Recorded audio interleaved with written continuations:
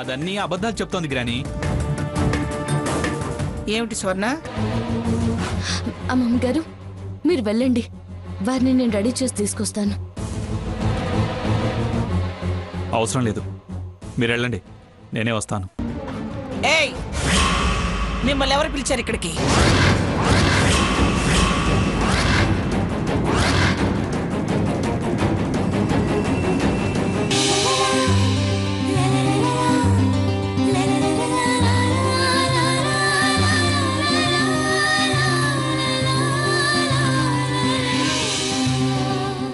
ఆయన చేసింది తప్పే, క్షమించండి. అయినా నాకేమీ క్షమాపణలు అవసరం లేదు. మీ ప్రార్థనలు నేను వినదలుచుకోలేదు. అలాగే వెళ్తాం. పంతులు గారు పుట్టింటి కట్నాలు అన్నారు. కూతురు కళ్యాణం జరిగి భర్తతో తొలిసారి పీటల మీద కూర్చుంది. ఇవి మీరే మావిగా చదివించండి. దాని నుదుట కుంకుమ బొట్టు పెట్టి వెళ్ళనివ్వండి.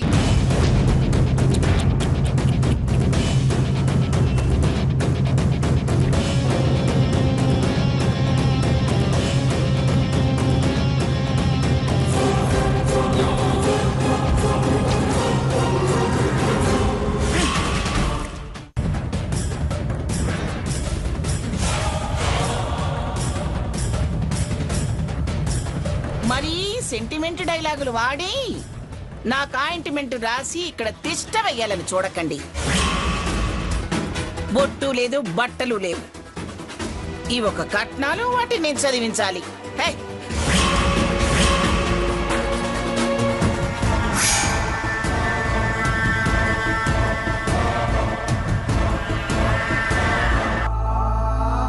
ఇవి మా వాకిట్లో ఉండే వాచ్మ్యాన్ పెళ్ళం కూడా కట్టుకోదు. పండవతలకి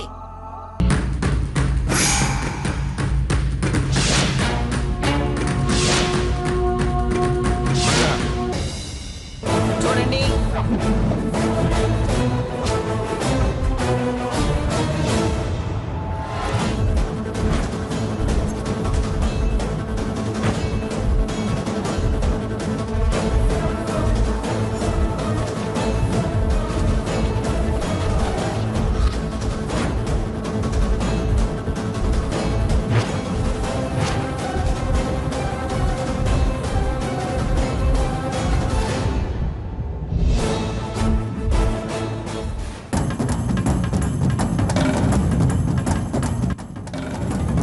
మీరు మాట్లాడి నాతో మాటలు పడకండి.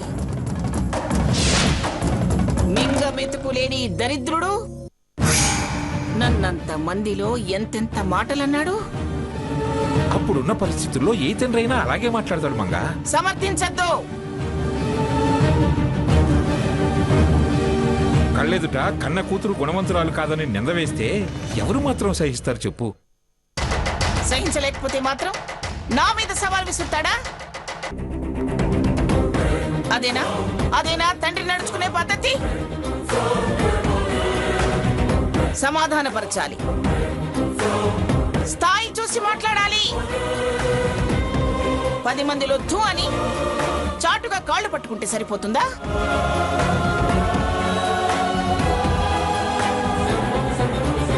మీరు సరిపుచ్చుకుంటారేమో గాని నేను నా నిర్ణయాన్ని సవరించుకోను.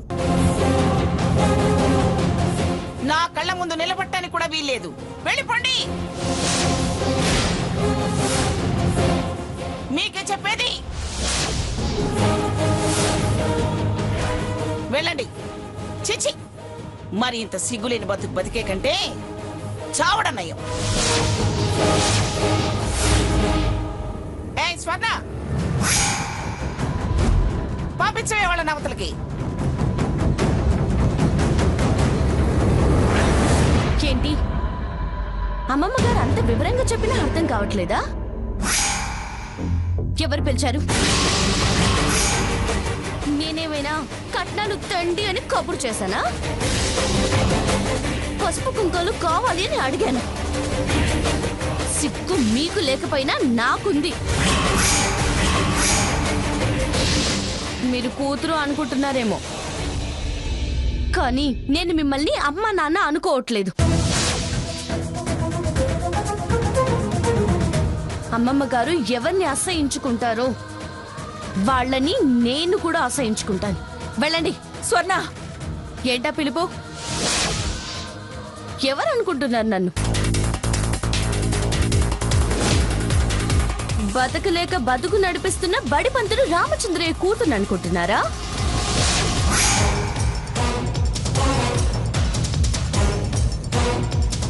కాదు, పీఠాపురం మంగమ్మ గారి మనవరాల్ని, జడ్జి జగన్నాథం గారి మనవరాల్ని,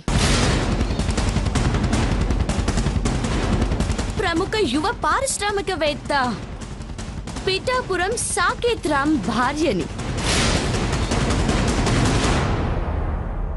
మిసెస్ స్వర్ణ సాకేత్ని.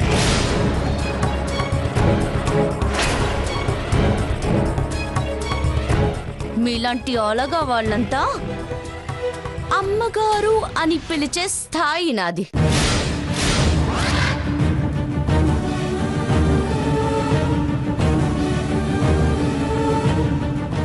నాకు కట్నాలు పెట్టే స్థాయి మీకుందా?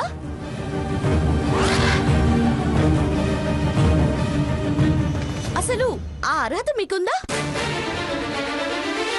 స్వర్ణ, ఏంటమ్మా మాటలు? దయచేసి మీరు కల్పించుకోకండి అత్తయ్య గారు. ఇది నా పర్సనల్ విషయం.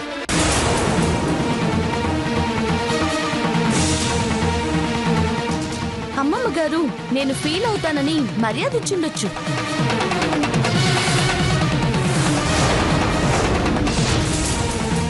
కానీ నేనివ్వను.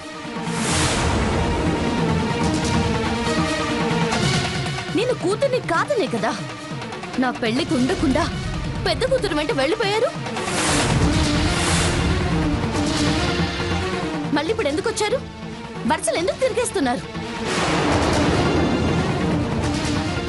బంధాలు ఎందుకు గుర్తు చేస్తున్నారు?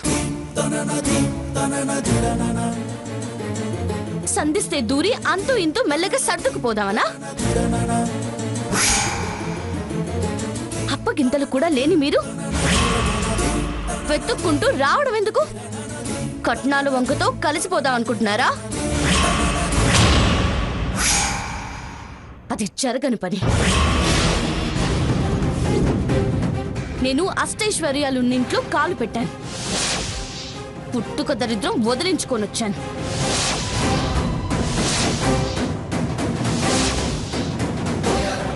మళ్ళీ ఆ దరిద్రాన్ని ఆహ్వానించలేను, ఆదరించలేను. వెళ్ళండి.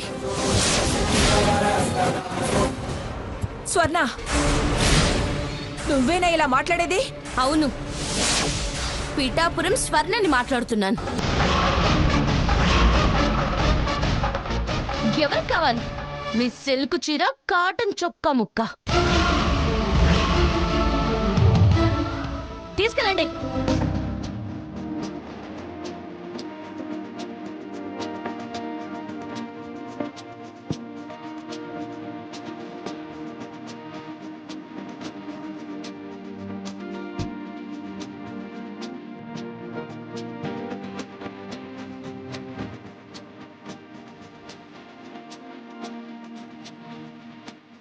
తీసుకెళ్ళండి. అమ్మ స్వర్ణ, అలా పిలవద్దని చెప్పాను, వినిపించలేదా? నేను ఆనందంగా బతకాలనుకుంటున్నాను. వచ్చిన కనపడి గత దరిద్రాన్ని, పడ్డ కష్టాల్ని, వదిలిన పేదతనాన్ని గుర్తు చేయకండి. వెళ్ళండి.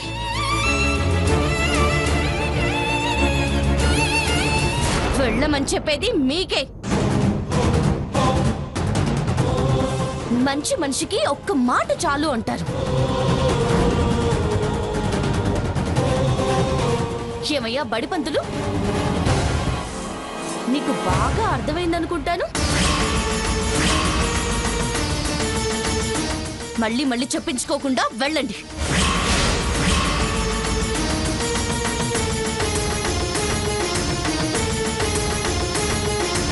మీ కన్నీళ్లు కూడా ఈ కాంపౌండ్ లో పడద్దు. అన్నీ గేట్ దాటాకే. వెళ్ళండి.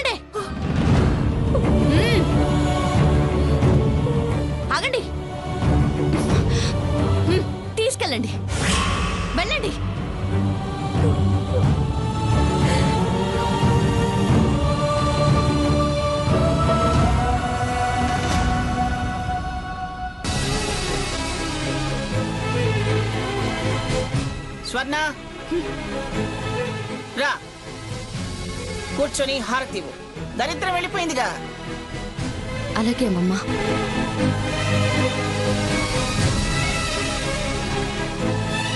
పూజారి గారు అమ్మా మీరు కానివ్వండి. అలాగేనమ్మా. లక్ష్మీం క్షీరసముద్రరాయుతనయాం శ్రీరంగధామేశ్వరీం దాసీభూత సమస్త దేవవనితాం లోకైక దీపాంకురాం.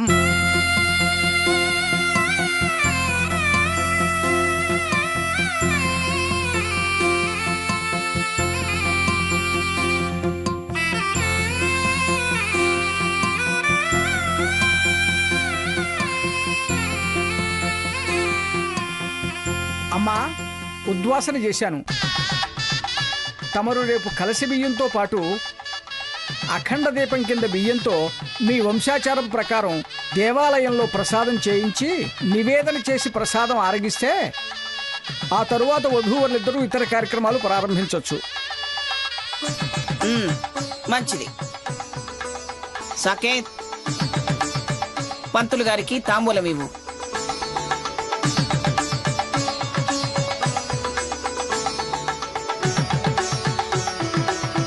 ఓం శ్రీ సత్యనారాయణ స్వామినే నమః. ఇది అంతరిచ్చిపోయిందేమిటి? దీని వాలకు నాకు అనుమానం కలిగిస్తుంది. రేపు గుడికెళ్ళి గుళ్ళో ధ్వజస్తంభం ముందు దీని సంగతి తేల్చాలి.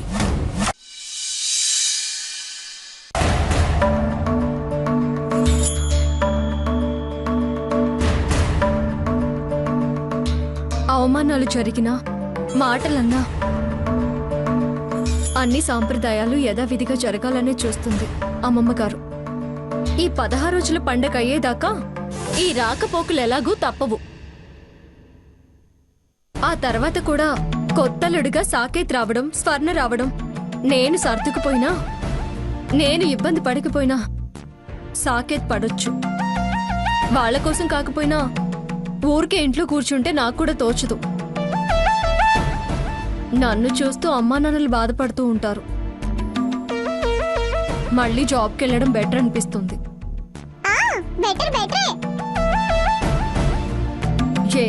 ఏంటి బెటర్ బెటర్ అంటున్నావు? నువ్వనుకున్నదే నేను అనుకున్నది నీకెలా అనిపించింది? నువ్వే మనసులో అనుకోలేదు, పైకే అనుకున్నావు. అలాగా? మనసులో మాట తెలుసుకోవడానికి నేనేమైనా మంగమ్మ గారినా? ఏయ్ సీత, రామ్మ భోంచెద్దు గాని. అమ్మా నాన్నని కూడా రానివ్వు పిన్ని. వాళ్ళెళ్ళింది వ్రతానికి, భోంచేసే వస్తారు. నువ్వురా. అమ్మా సీత, నా కడుపులో రైళ్లు పరిగెత్తనాయి, రామ్మా. దా అక్క, నాకు కూడా ఆకలిగా ఉంది. బాబాయ్. సర్లే పదండి.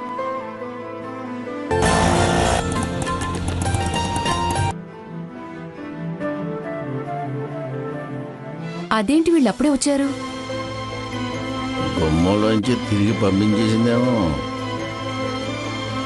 ఏంటనే వ్రతం అప్పుడే అయిపోయిందా? అయిపోయింది. అప్పుడే? మేము వెళ్ళేసరికి వ్రతం అయిపోయింది, కథే మిగిలింది. వ్రతం బాగా జరిగిందా నాన్న? వాళ్ళకేమమ్మా, అన్ని విధాలా ఉన్నవాళ్ళు, ఏదైనా వాళ్ళ లెవెల్లో చేస్తారు. మిమ్మల్ని ఏమీ అనలేదు కదా? ఏమీ అనలేదు. ఎందుకండి, ఎందుకు అబద్ధాలు ఆడుతున్నారు? వాళ్ళ సంగతి తెలిసి ఎంత అమాయకంగా అడుగుతున్నావే. మొహం వాచేలాగా చివాట్లు పెట్టింది, గుమ్మ అవతల నుంచి తిప్పి పంపించేసింది. నేను ఆనందంగా బతకాలనుకుంటున్నాను. వచ్చిన కనపడి గత దరిద్రాన్ని, పడ్డ కష్టాల్ని, వదిలిన పేదతనాన్ని గుర్తు చేయకండి. వెళ్ళండి. ఆ పెద్దావిడన్నా అంత బాధ ఉండేది కాదు. మంచి మనిషికి ఒక్క మాట చాలు అంటారు. కన్న కూతురు అమ్మా నాన్నలని కూడా చూడకుండా అనరాని మాటలని పంపించేసింది.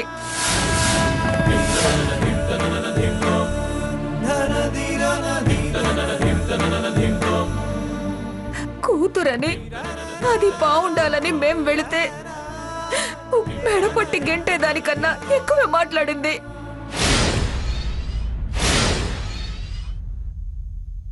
డబ్బులో పుట్టి డబ్బులో పెరిగిన మంగమ్మ గారే నయం అనిపించింది. నడుమంత్రపు సిరి నరాల మీదే ఉండు అన్నట్టు తల్లిదండ్రులని కూడా చూడకుండా మమ్మల్ని ఎంత మాట పడితే అంత మాట అంది. సావిత్రి వదిలే. మీ అంత నిబ్బరం నాకు లేదండి. అదంత చులకన చేసినా నన్ను ఒక్క మాట కూడా అన్నవరే. అని ఏం ప్రయోజనమే? అంది, పడొచ్చాం. ఇంకా చెప్పుకొని తలుచుకొని బాధపడ్డం అన్నది అవసరం అంటావా? ఒక్క రోజులోనే దానికి అంత అహంకారం వచ్చేసిందా? గర్వం, అహంకారం, కోపం, పగ అన్నవి రావడానికి క్షణాలు చాలు.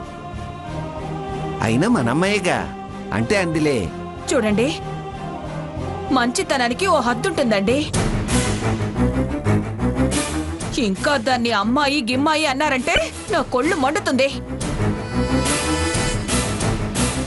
అమ్మో, వదిన ఈ లెవెల్లో రియాక్ట్ అవుతుంది అంటే స్వర్ణ అనకూడని మాట్లేదు అనేసి ఉంటది.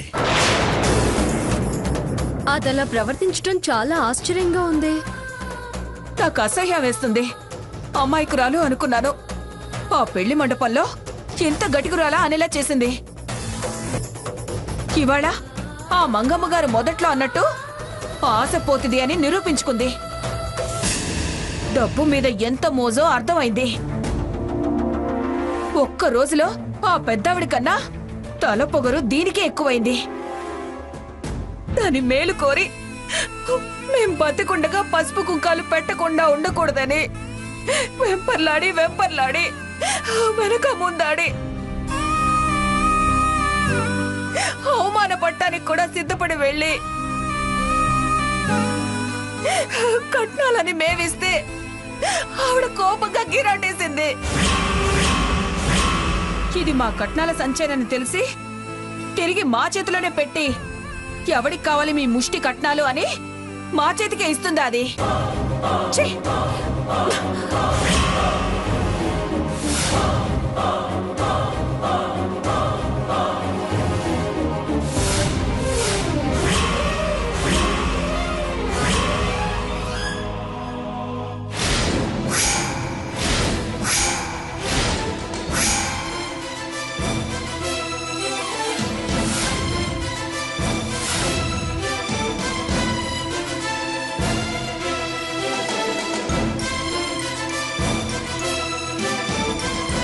అమ్మా, మీరు తీసుకెళ్ళింది ఈ బట్టలు కాదు కదా?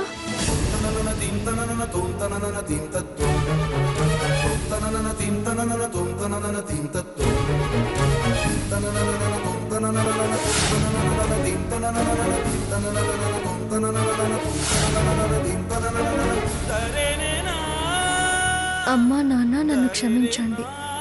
వాళ్ళు మిమ్మల్ని అవమానిస్తుంటే భరించడం నా వల్ల కాదు.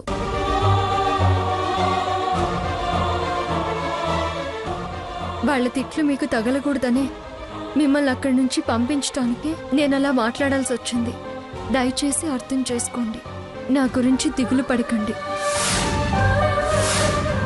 మనం సంతోషంగా కలుసుకునే రోజు త్వరలోనే వస్తుందని ఆశిస్తున్నాను.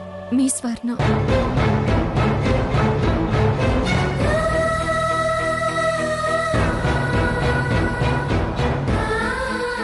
అదమ్మా స్వర్ణ. దానికి అహంకారం అన్నావు, నడవంత్రపు సిరన్నావు. అది రామచంద్రం మాస్టర్ గారి కూతురమ్మా. తొందరపడకే. అంటే అందిలే అంటే సమర్థించొద్దు, మీ అంత ఓపిక నాకు లేదు అన్నావు. మన ధర్మాన్ని కాపాడింది అది. మన కట్నం అందుకుంది. అంతేకాదు, తన ధర్మము కాపాడుకుంది. అమ్మా నాన్నలకి కట్నం పెట్టింది. కన్నీళ్లతో పాదాలు కడిగి ఆశీర్వదించమంది. చీచి అని అసహించుకున్నావు. నీకన్నా అదే పెద్దదైపోయిందే.